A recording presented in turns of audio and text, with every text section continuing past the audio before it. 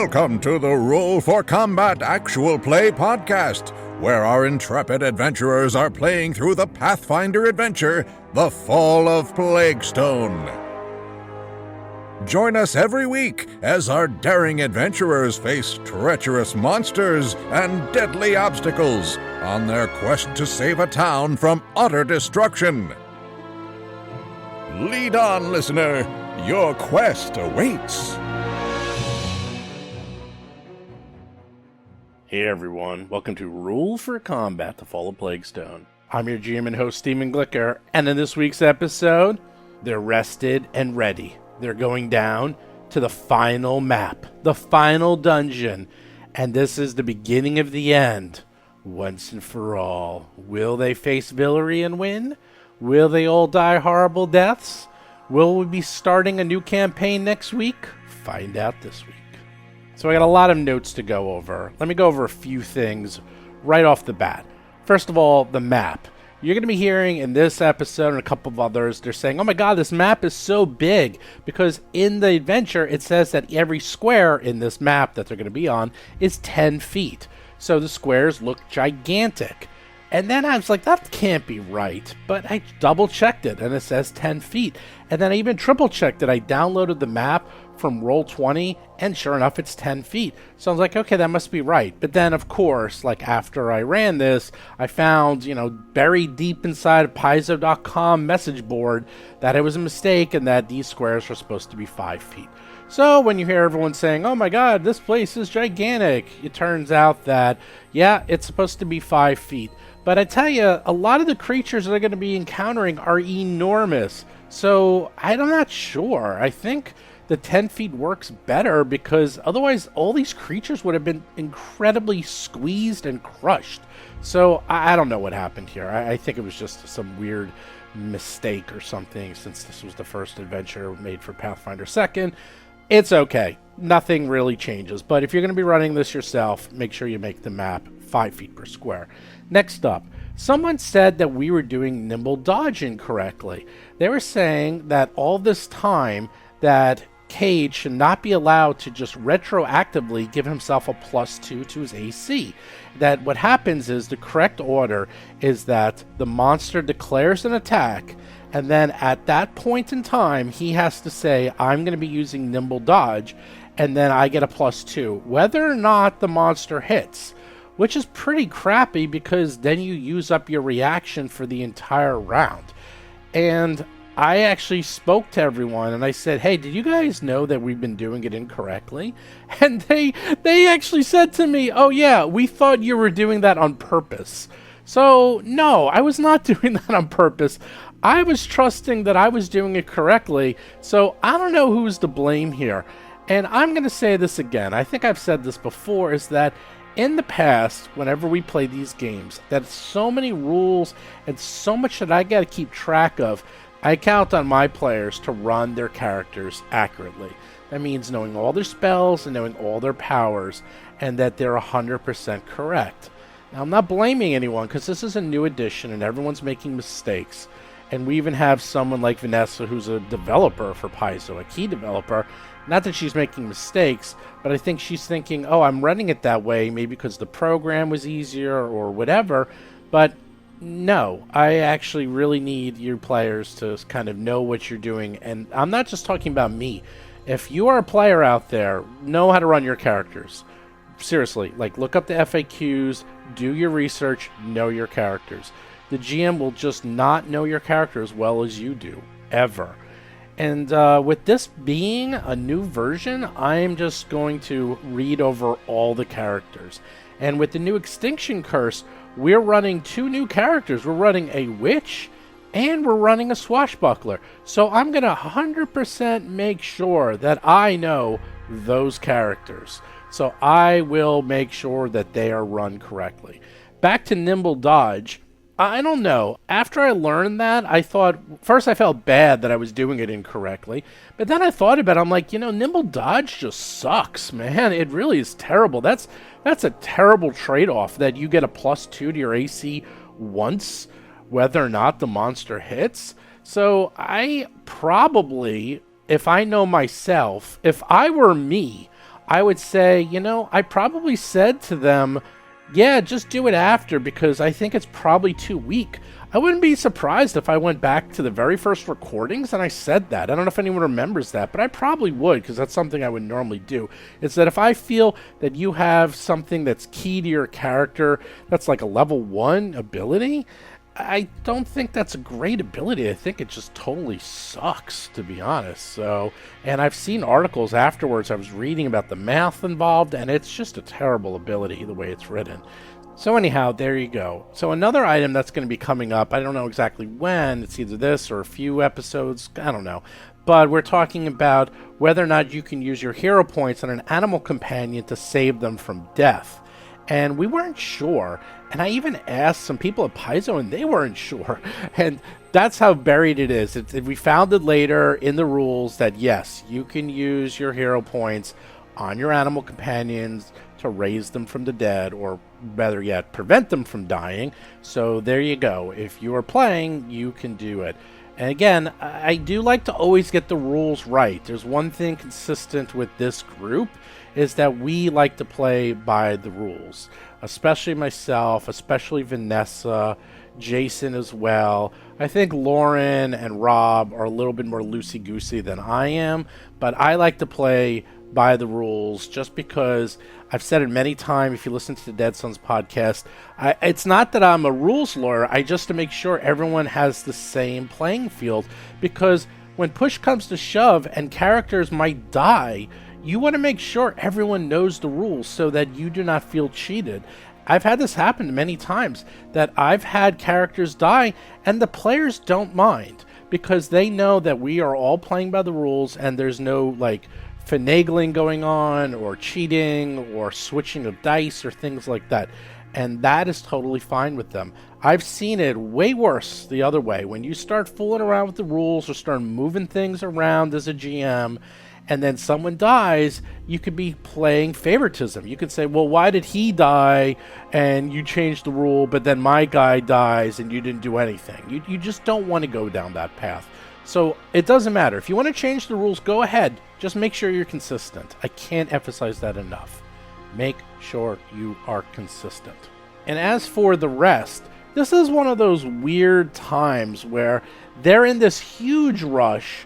They have to move forward. But realistically, the way this module was written, it is impossible. It simply is impossible for them to finish this entire dungeon, both levels, without resting. It is an enormous dungeon. You can see how long it's taking us to do this. So I always find it kind of strange that it's like, we're in this really big rush. We got to go and save the town. But we're really tired. Let's go sleep for 8 hours, and then we'll keep rushing. I guess, suspension of disbelief, and it is a game, but it bothers me. I'll freely admit it does bother me a little bit. It's hard to write that into the narrative. I have a way, and I figured it out, but whenever I run these adventures, I try to make it, if there's a natural rest spot, that there's consequences. Like if they're resting, bad things are going to happen. I usually have monsters respawn, or new patrols appear, or backups and reinforcements appear, things like that. I kind of balance it between, if you're going to rest, then it's going to get a little bit harder.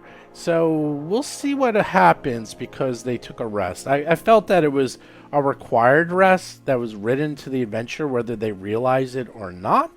But I do feel it was a bit of a cheat. But it's okay. It's okay, because some really fun stuff is about to happen. I really like this part. Oh, as an aside, I've been editing the new Extinction Curse podcast. I think I might launch that early, because it is so good. It is really, really good. We're just working on getting some of the music in there and a few other aspects that have nothing to do with the podcast itself. We have several episodes in the can. It's just a question of time, because running 3 to 4 podcasts simultaneously is awfully hard. But with that, let's get to this week's episode. So last we left off, you have finished clearing the top of Spite's Cradle, the tower, if you will, and you went downstairs. realized it was a gigantic hallway with lots of different doors and echoey entrances, and you went, holy moly, I am not ready for this. And you guys went upstairs, you found a little room, you slept in her bed, you made a mess of things, and you healed up, and you figured out what some potions were, and now you're ready. You're ready for another day. We'll find out what happens. So, what you gonna do? You got all rested, and you got a whole bunch of potions identified. Well, are we ready to venture into the deep? Lauren Sieg is playing Prue Frosthammer, the half-orc spirit barbarian. I don't know that I'll ever be ready for that. Vanessa Hoskins is playing Celeste Carvassalon, the human angelic sorcerer. But here we are. I suppose we're ready as we're gonna be. Jason McDonald is playing Brixley Silverthorn, the gnome champion liberator. That's probably true. All right, let's start heading in to the bottom level. Did we ever go through the supply room and look for stuff? I think we did, right? Yeah. Rob Tremarco is playing Cade Thistlerot, the halfling rogue thief.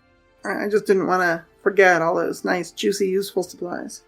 I'm sure we found some fantastic alchemist fires. Those are super useful to all characters. / sarcasm. You found like lesser alchemist fires, you found lesser acid flasks, you had, let's see, the lesser stone body mutagen, moderate fire energy mutagens, lesser tanglefoot bags, elixirs of life, mist form elixirs, if you remember. There's a whole bunch of things you found. The moderate alchemist fires are the damaging ones. I still don't know that they're useful to any of us, though. 2d8 plus 2 plus 2. And they get a +1 in the attack roll as well. So, And they cause persistent damage. yeah, they cost 2. They cause 2 persistent fire and 2 splash. So yeah, they're pretty good, decent. It's like the only person who can use all these is Brixley and Prue, I think, right? Easily. Does Cade not have martial weapon proficiency? I don't think so. That's a shame. Mm-hmm. Well, maybe you guys just need to get some martial weapon proficiency. Someone should have told you that there was going to be 10,000 potions and bombs in this adventure. I don't know why they didn't. I didn't know jars were martial. We should have just made alchemists. All of us make alchemists. That would have been funny. You guys would have cruised through this adventure. You would have been like, oh my god. Actually, you guys would have been fighting over everything. But on the other hand, the town would have hated us. That's true. So, yeah, you got a whole bunch of weapons. There's let's see, what else do you have? There's that lesser stone body mutagen, which is pretty good. Mist form elixir sounds cool. Yeah, mist form. And then the lesser elixirs of life. Did anyone take any of that stuff? I think we still need to hand it all out. Oh, that's right. I think we still need to distribute. That's right. I gave you the list in Discord, and you guys did exactly nothing with it. So why don't you figure it out? I read it. I think I heard Celeste say that she wants to claim the Mistform elixir. Yes. Okay. We have 2 elixirs of life to hand out. Where do we want those to go? One for Prue, one for Brix. Okay. I'm good with that. I figure I'll take at least 2 of the moderate alchemist fires. Okay. I'll take 2 of the moderate alchemist fires. Yeah. Tanglefoot bags, lesser. Let's split those 1 and 1 for the people that can use them. Moderate fire energy mutagen. I remember this gives you like fire resistance and fire damage. It's basically good if something either uses a lot of fire or is weak, but it makes you weak to like 2 other elements. Is that right? Yeah. Makes you weak to 3 other elements. Oof. Yeah, that's... No way.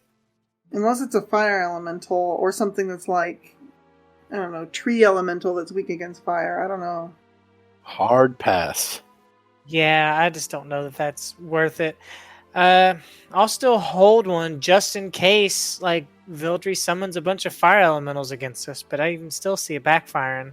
Mm-hmm. There's 6 lesser alchemist fires. We can just split those 3 and 3 amongst the 2 people that are proficient with them. Also splitting the 4 lesser acid flasks 2 and 2 amongst the 2 people proficient with them. And lastly, we have a lesser stone body mutagen, a single one of those. I'll take the other 2 moderate alchemist fire then. I don't think I mentioned that. Yeah, I mean, all these grenade-like weapons, you two basically should split down the middle because you're the only two that can reliably use them. I guess I can pull them out and use them when my health's real low and I need to kind of back out of combat for a bit. Or like if you're going first in combat and you don't necessarily want to get up there and then get swarmed, you can just huck some alchemist fire at something and make them come to us, especially if we have a good position. Yeah. Yeah, like an opening volley, you know? And if there's a lot of things, one of those Tanglefoot bags would be fantastic to get something pinned in place so we don't have to deal with it for a few rounds. Well, doesn't it just slow their move down by a little bit? Yep. That's all it does No. is give you a minus 10 foot penalty. Doesn't Yeah, really it's not even total immobilization. I'm Yeah, used to that's- first edition Tanglefoot bags that are OP. Well, it'll still slow them down, so whatever. Where's the stone body mutagen going? Whomever wants to be the tankiest tank in the Tankerverse. It's either you or me. True. Yeah, you have a coin we can flip for it. Well, it gives you resistant 5s to physical except bludgeoning for 10 minutes. It reduces your speed by 10 feet. And it gives you a minus 2 to your reflex saves because you're slower. Actually, I think we should give it to Brixley, and I'll tell you why. Because the rest of us already have 5 resistance once per turn with Brixley's thing, but he can't use it on himself. So that kind of makes Brixley like the linchpin of damage resistance. Makes sense? I'm okay with that if you are. Yeah, Sounds good to me. we just all collectively as a team need to remember to use it. So where did the moderate fire energy mutagens go? I've got one. Got one more. Who wants to be resistant to fire and nothing else? I'll keep one in my belt, but I'm not gonna plan on drinking it. Okay. I got it all worked out. There's a ton of stuff here. Boy, oh boy. You also have all those lessers, lesser bottle, lesser alchemist, lesser acid, but lesser. Heh. Who does lesser nowadays, right? We don't lesser anymore. Okay, I got everything handed out. Now what? Now we go to the dungeon, I think. Sounds good. Dibs on last. I'll be first and sneaky. Okay. As I said before, you go down the staircase, which gets larger and larger as you continuously go down the spiral stairs from the laboratory. They descend 50 feet before ending into a hallway. On one side, more stairs descend further down to an iron door into the east. In front of you is a hallway that continues south to a simple wooden door. Along the wall is a carving of a small farming village surrounded by an immense graveyard. So just put yourselves wherever you want to be on the map. Is this one of the ones that's supposed to be 10-foot squares, or are they 5-foot squares? It's 10-foot squares. I was correct. I thought I was incorrect, but I was not. So this is the appropriate size? Oh yeah. Oh That's my gosh. wild. I'm gonna It's be sick to luxurious. Lauren's stomach.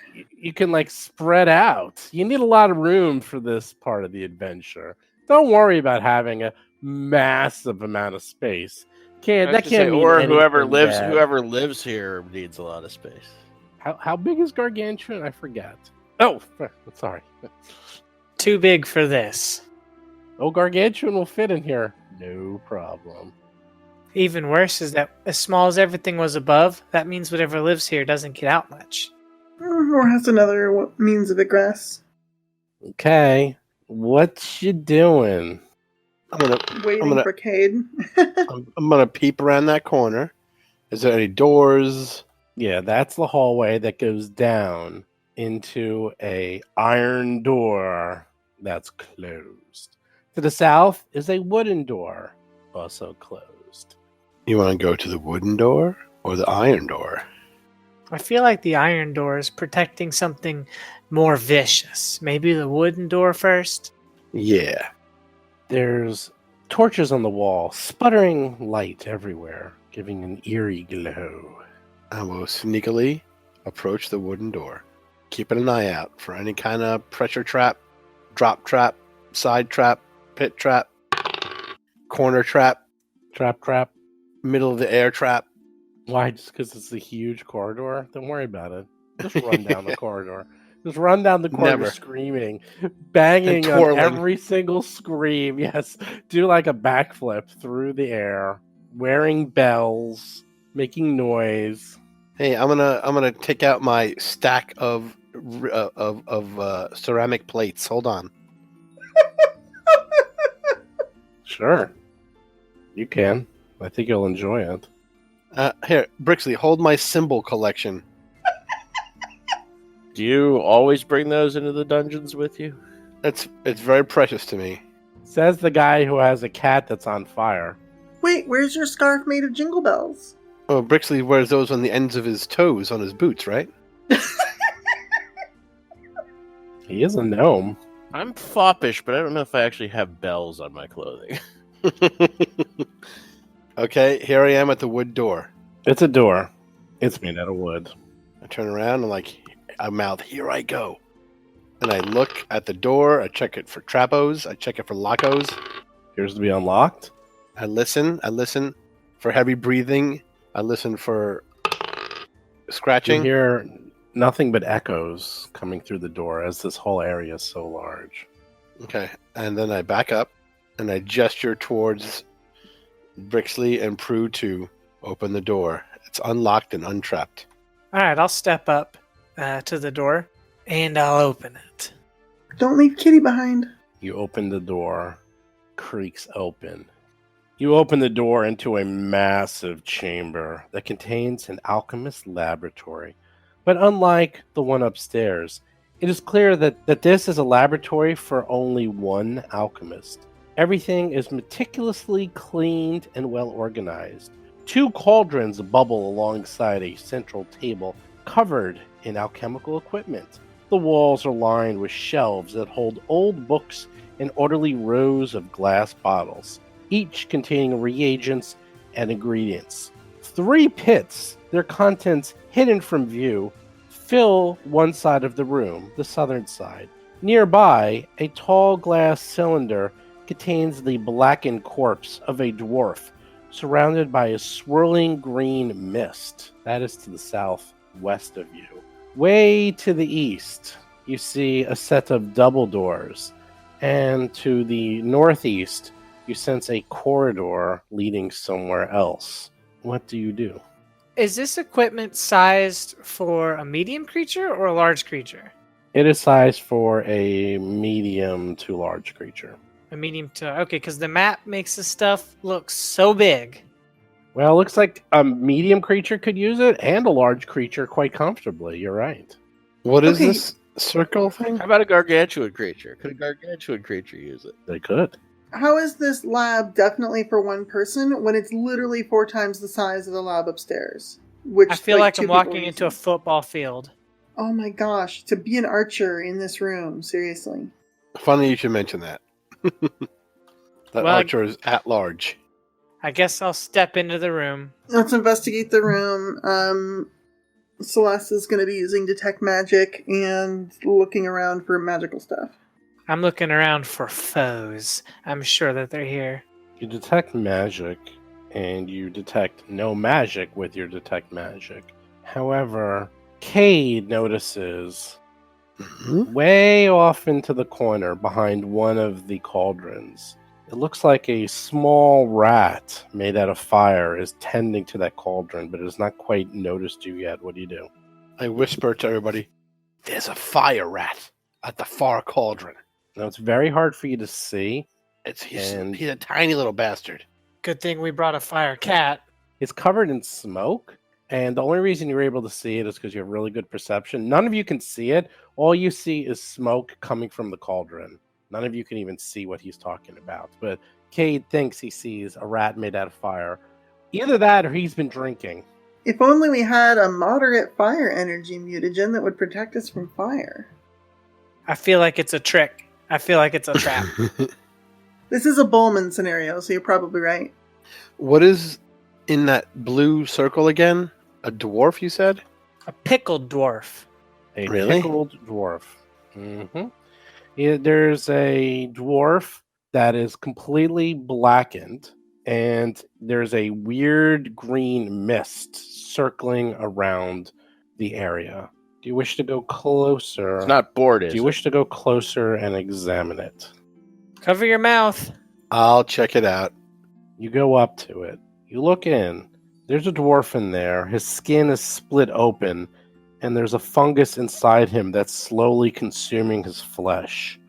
The vapor around him is also rotting his flesh and devouring it. It's green and kept within this glass cylinder, but it seems eager to get out. Eee. I really feel baited into this fire mutagen. It's bad news. Resistance to the rat and extra damage against that thing when it inevitably pops out. It makes it sound like the fire mutagen's a real good idea. On the tables themselves, you see a lot of alchemist tools, elixirs, and a large book. Well, let me walk up to the table with the book. I want to read the book. That's the far table. Oh, the far table? Of course. Well, I'm going to slowly make my way there. As long as my friends are at my back, I don't want to go that far by myself. I'm always 10 feet behind you. Maybe. I will take out my staff sling and sneakily go toward the edge of the first table and peek around it. Slowly, oh so slowly. This thing is like a gymnasium. This place is enormous. I'm going to measure this. Well, it's 60 feet on the short measurement. Yeah, it's I like count 100 feet the long way. Plus there's 115 alcoves. feet. Yeah, 115 feet long, 60 feet high, not including the alcoves. The alcoves, it's 80 feet. All right, I'm going to finish moving up to that table. Prue is slowly moving up to the table. Oh, so slowly. I don't trust anything in this scenario. All right, what's the cover of that book say? The book How to Eat Man. is open. You get a better look at that rat. What's he doing? He's heating the cauldron. Like sitting under it? Yes, he's literally the source of the heat for the cauldron is a rat made of fire just kind of resting there. Like a dog would sleep like under the table. This rat is sleeping under the cauldron. And he's not trapped in it. He's just laying No. up against it.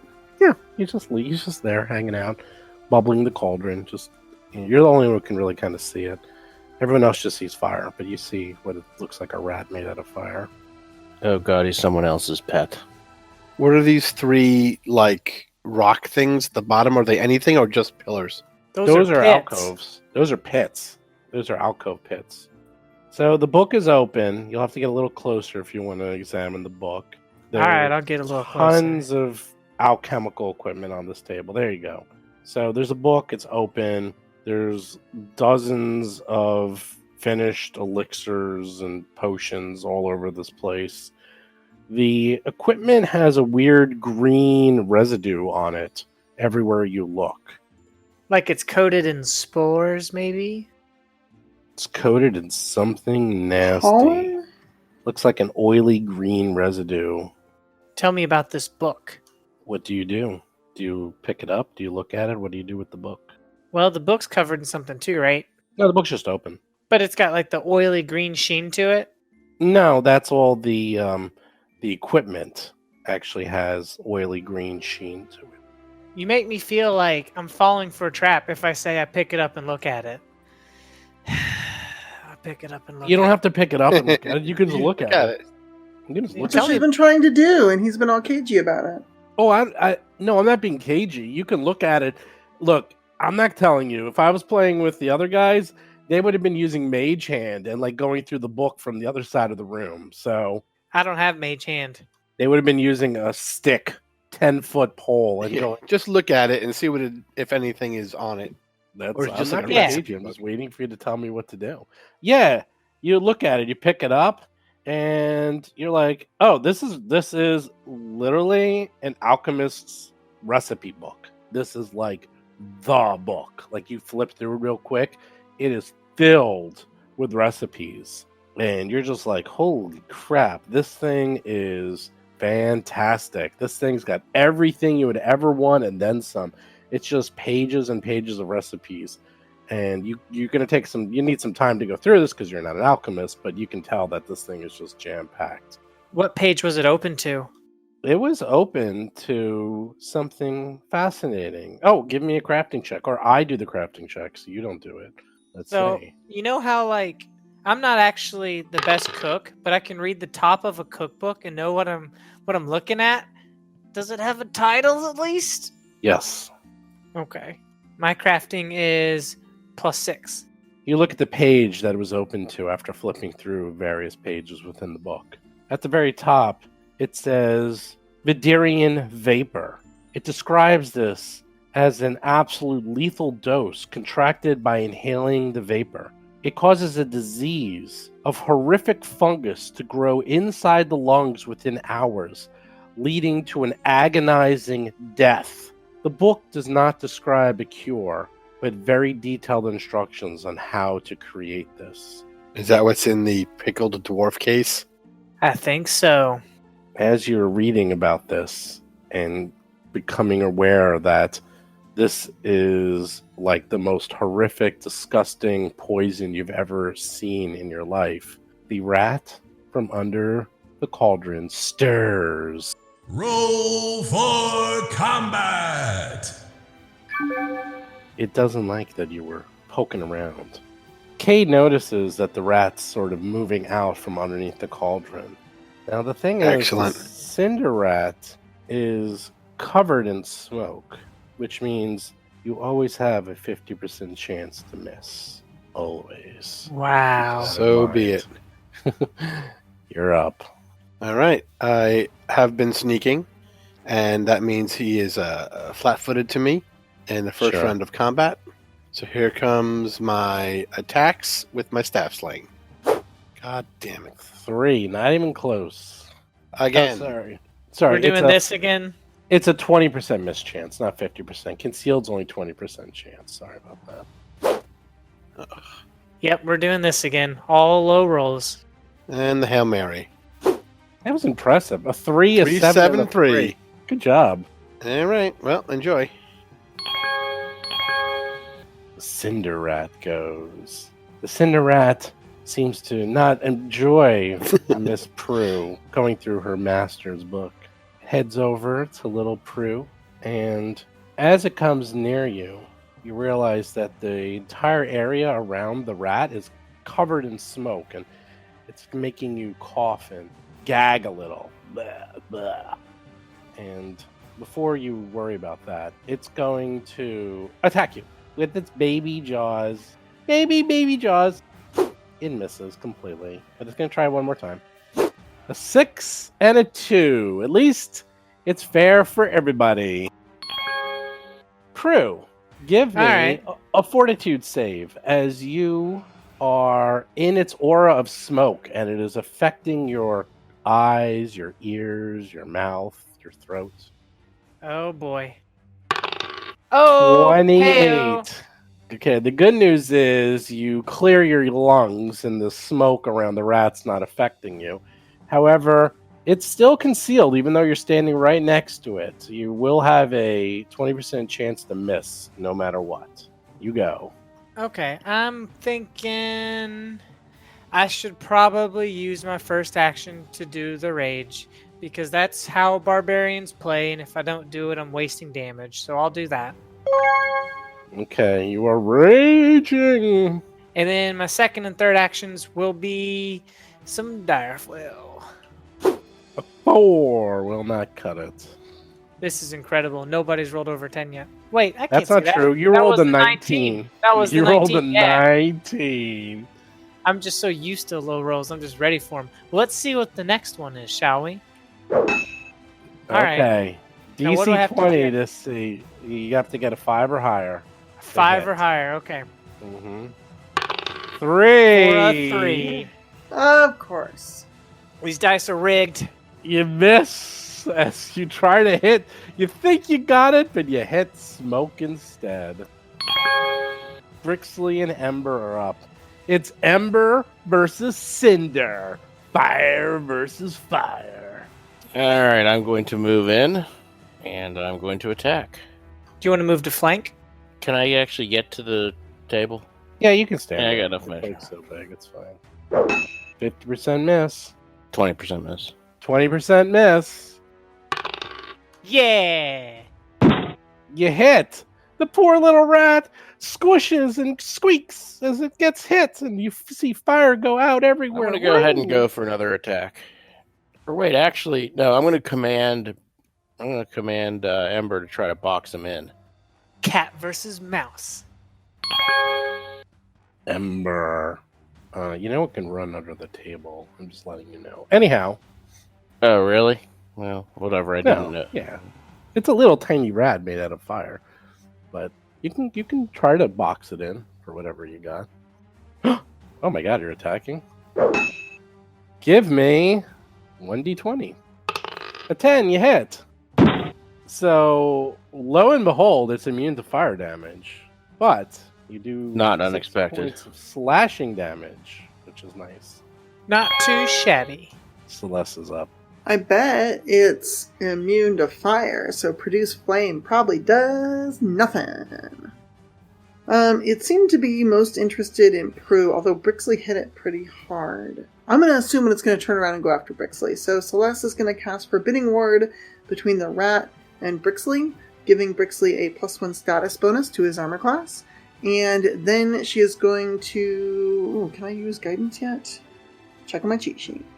No, I haven't taken long. Oh, it's the next day. So yeah, I'm going to cast guidance on Prue, hoping she can squish it. And that's it. That's my turn.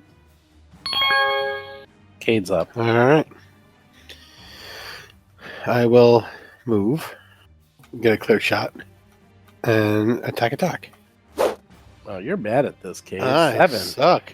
And a 1. Just getting him out of the way. Cinderrat. Cinderrat does something a little unexpected. It starts making sounds like and you're like, huh? I don't know what that's all about. Would it be raising the fire alarm? Oh, Yeah, I broke out the cautery. would be. It attacks Prue with its little jaws and misses and tries to attack Prue again. Oh.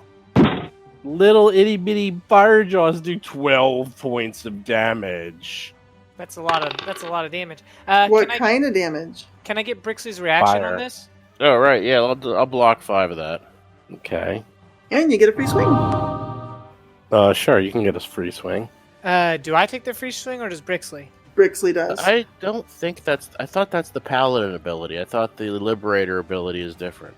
No, Liberator, if you block the damage, and if they're also in melee reach of you, then you also get a free swing. What's it called?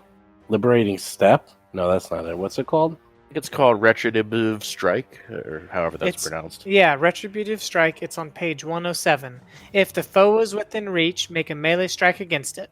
You protect your allies. Yeah, you get to do it. Oh wait, Jason. that's the Paladin ability. That's not the Liberator ability. If you read further, if you go further up into the beginning of the... Sorry, I have to bring up the rules. Do you have not Retributive Strike? Do you have Liberating Step? Liberating Step. Yeah, I have okay. the liberating step because I'm a liberator. Oh, okay. I'm not a paladin. Okay. Okay, in that case, yeah. So it's just damage resistance. I'm reading it now. If you free an ally from restraint, if the trigger was an ally taking damage, they gain damage resistance to all damage, yada yada yada. The ally can attempt to break free of attempts grabbing, restraining, yada yada. If they can move, they can step as a free action. Even if they didn't need to escape, so.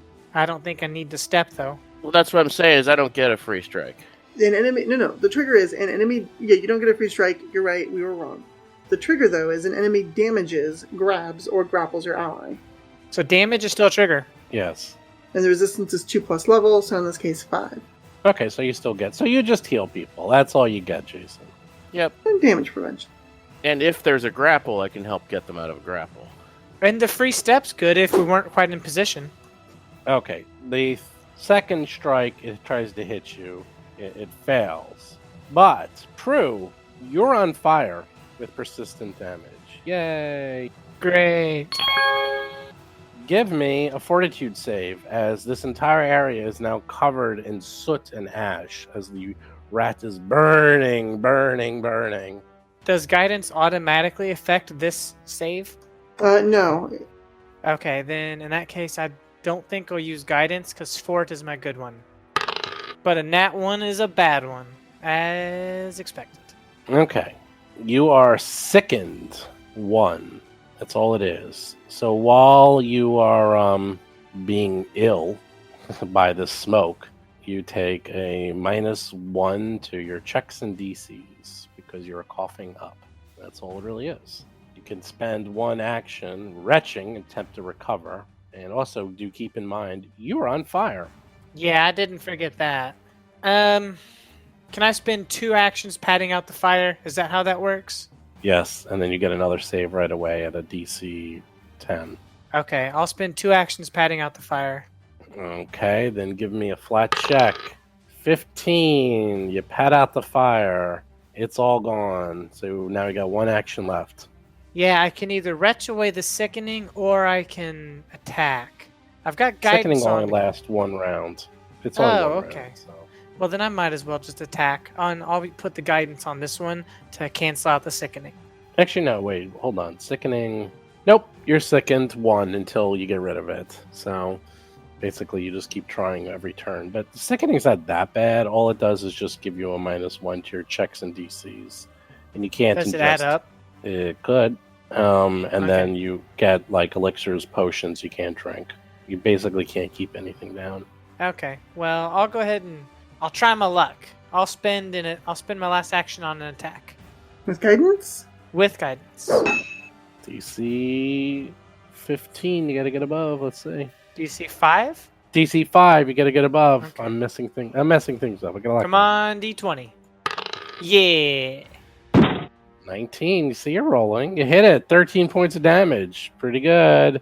And you don't take the persistent damage. Good job. Brixley, he needs to give me a fortitude save, as he too is in the fire. Ooh, Oh yeah, 28. 19 for a 28. That's yeah. You're fine.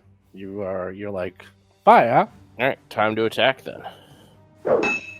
DC 5 check to see if you can get through the concealment. You hit. The poor Well, rat is keep almost on dead. attacking. He's like, oh no, the rats. It's the rapier. Is that what type of weapon is that? Piercing, or are you asking like agile finesse type thing? Yeah, that stuff. Agile finesse stuff. I think it's finesse, but not agile. That sounds right. Yeah. In that case, you just miss. All right, well I'm gonna just go for the 3rd attack. You don't want Ooh. Ember to get 2 attacks? I think the pet attacks like inherit your minus, or is that only when you're riding it? The pet has its own attack modifiers and multi-attack penalties. It won't have a minus. No, but in mounted combat, the pet kind of piggybacks your minus. But I don't think that if that's not the case, You're not mounted on it. Yeah, if it's only when mounted, then that's fine. All right, well, I'll give Ember a couple shots. Ember needs to give me a fortitude save.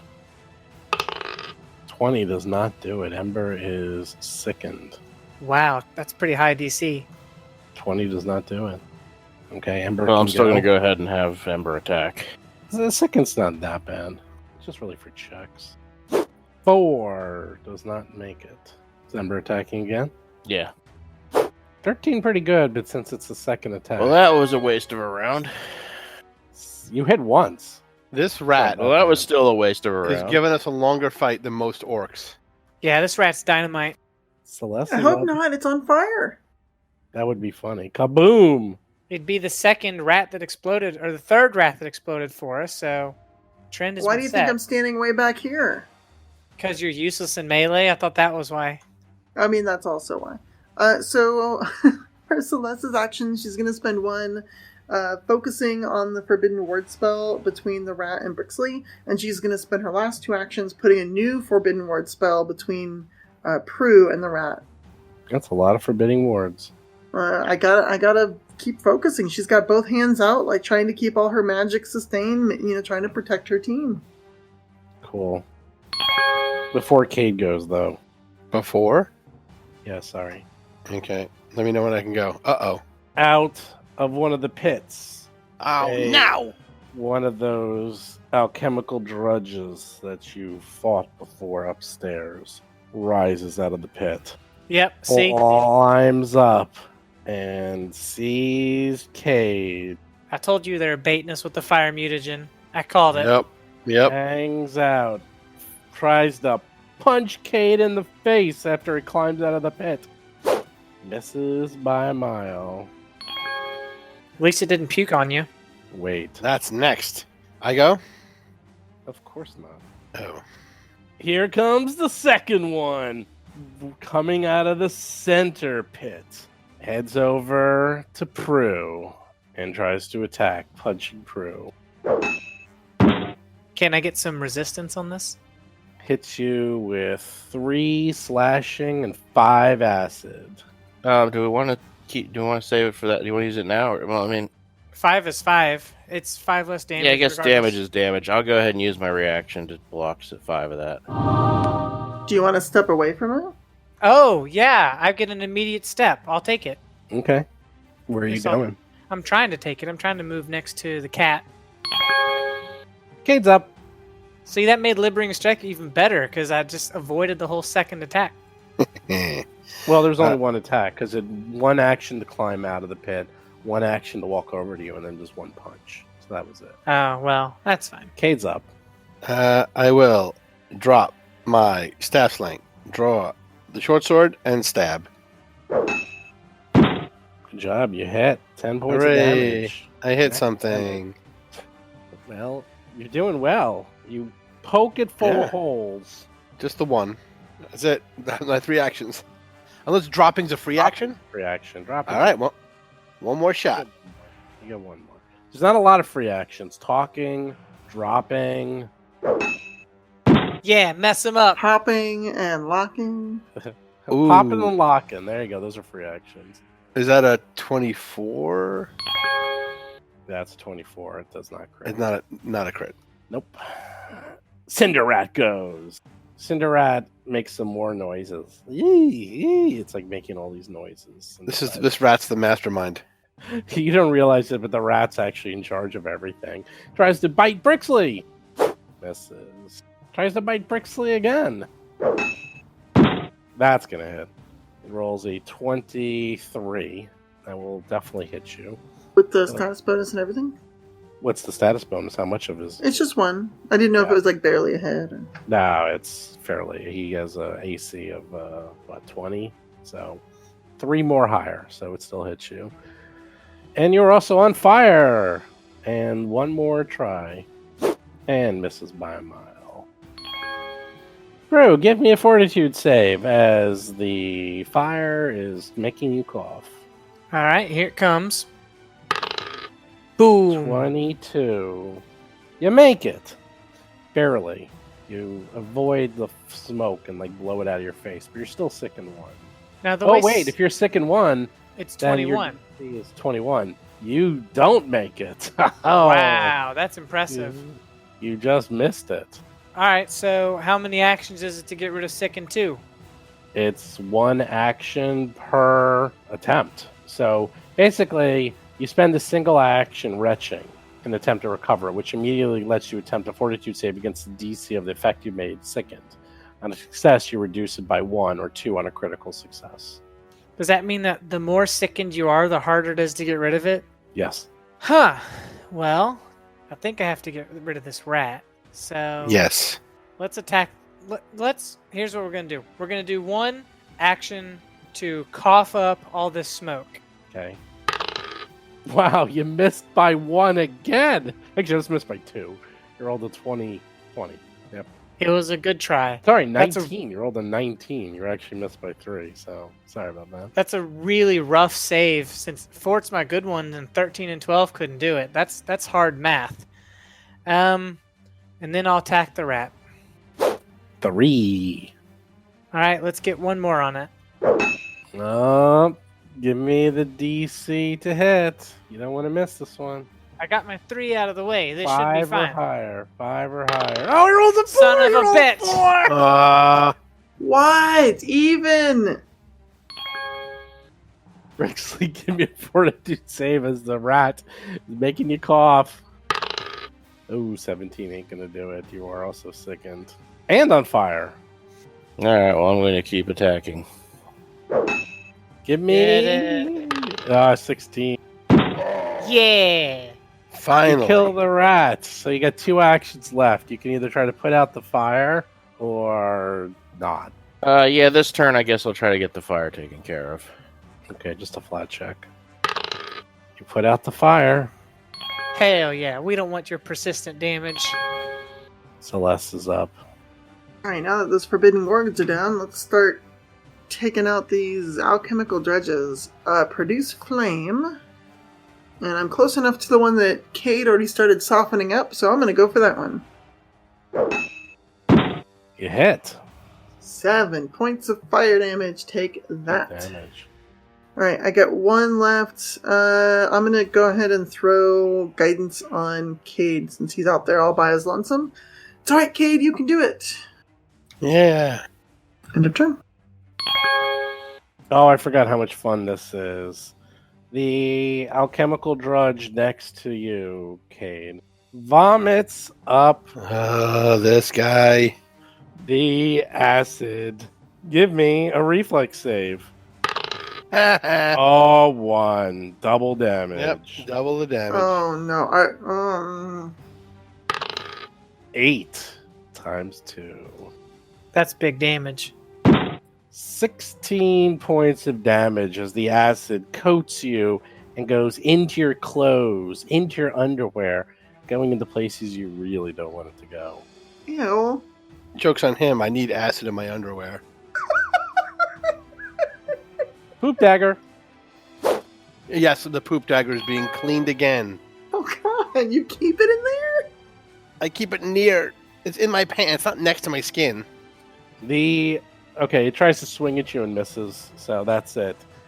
The second alchemical drudge goes over to Prue and pukes on top of Prue.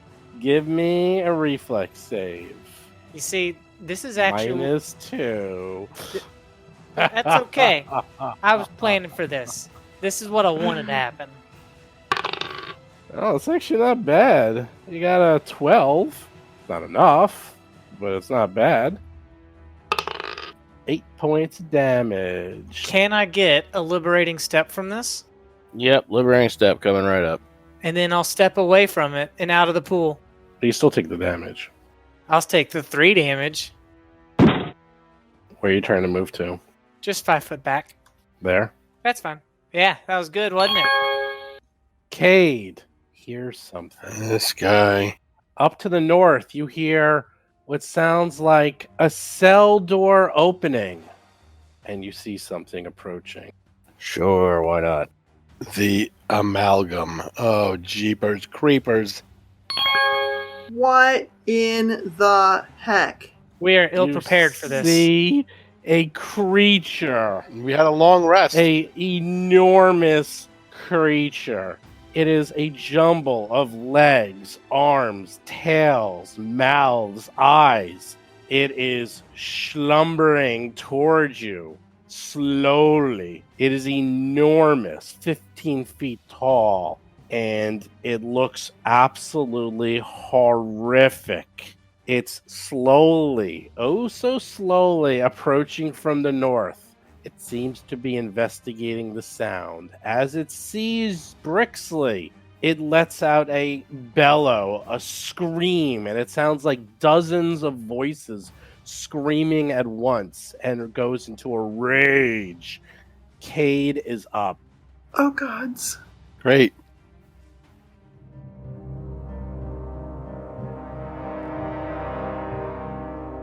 You've been listening to Roll for Combat, a Pathfinder actual play podcast. If you have a question or comment for the show, please visit us at rollforcombat.com. You can also find us and play various role-playing games on our Discord channel at discord.rollforcombat.com. And don't forget to follow us on Facebook, Twitter, Instagram, and other social media platforms.